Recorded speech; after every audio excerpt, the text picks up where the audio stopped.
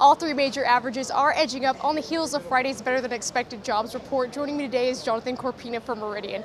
Thank you so much for joining me again. Thank you. So I've talked to you probably 4 or 5 times, each time after the jobs reports have come out, and you always talk about patterns. So there is that pattern that the labor participation rate is still at the lowest since the 1970s. How concerning is that there is that pattern now? It is concerning, especially since we've been watching this for such a long time and we're continuing seeing that same pattern that's here. I think what's happening is that the stimulus program is working not as much as people as expected, and we see different jobs growth in different areas, but we're not seeing it with a broad stroke across the board. So I think when we get these numbers that come out, initially people are reacting to the numbers as they are positive, but if you start to dig a little bit deeper, there's only some small glimmers of hope that's there, but there's still some dark clouds that still hang over these numbers. Right, exactly. And talking about the quality of jobs, there is a spike in part-time growth. How concerning or troubling is that for the long term? Well, it's a start. So let's look at the bright side of things. It's definitely a start, but I don't think it's where we want to be right now, where we should be. It's going to help us get to where we want to go. But clearly, the growth that we need to see across the board, we're not seeing just yet.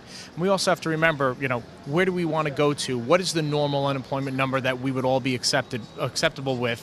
Where we came from, was that reality, or was that also inflated at the time too, during different administrations that we've been focusing on this so much? So to get back to the new normal, we don't know what the new normal is yet. So I think we're going to have to continually watch this and see where our economy is going to go, where our jobs numbers are going to go, and where it is going to find some sort of baseline. Because even with this number, there's only 3 really main sectors that it was in: restaurants, retail, trade, and temporary help. And now with graduates coming out in May and June, what is this really going to do in the long term? Well, these numbers are all cyclical, so we'll look at different jobs and different seasons affect the job numbers. And I think when we extract those numbers out, we do focus on those and use those kind of as excuses, saying, well, yes, those numbers are better, but it's because of this reason or that reason. But I think in the long term, you're right. We do have graduates that are going to be coming out. We still have middle-aged people looking for jobs. We still have the same problem that's out there. You can open up the newspaper and see that the numbers are getting better, but talk to your relatives, talk to your neighbors, talk to your friends. There's still not as easy to find jobs as the government is making it sound. So it is definitely alarming, but I'll take the other side to that. Let's take a step back, look where we were in 2008, 2009, 2010. We've definitely made some progress. Things are getting a little bit easier out there.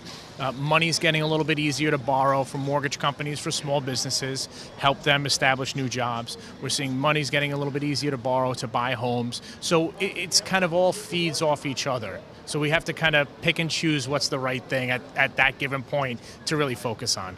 And finally, with each jobs report, there's always that fear, is the Fed going to scale back or not? What could be the Fed's motivation of wanting to scale back if the jobs report isn't that great? Yeah, I don't know if the motivation is really there just yet. I think what's happened is that when the program was put in place, we all knew that it was going to have to come to an end at some point. So I think now the managing of expectations as to when is it going to end and how it's going to end is starting. We heard that in the Fed statement a month ago. So people are talking about September. I think September might be a little bit too early, but if it's done in a orderly fashion where there's enough transparency that people know what's going on and understand what's going on and can slowly see the good or bad effects of the tapering, then I think everyone's going to be in the same boat and view it the same way. When the Fed came out with their statement a month ago, it took people a little bit by surprise, even though people were waiting for some information to come out. So it's going to take some time, but I think the government is going to have to really turn that faucet with the right torque and the right timing and the right way and be able to be very flexible.